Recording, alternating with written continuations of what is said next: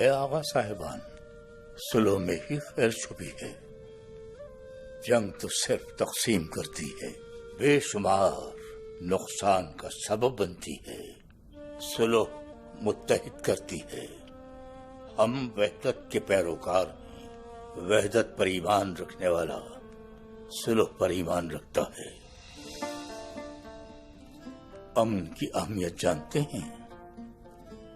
اسلام کے معنی بھی امن ہی ہیں، تو پھر جب ہمارے دین کا نام ہی امن ہے تو نہ لڑائی ہونی چاہیے نہ تقسیم ہونی چاہیے۔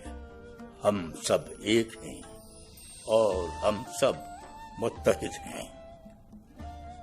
خوشیاں سلوک کی بنیاد پر ہونی چاہیے، مگر ظالم کو مظلوم قرار دینا مظلوموں پر ظلم ہے۔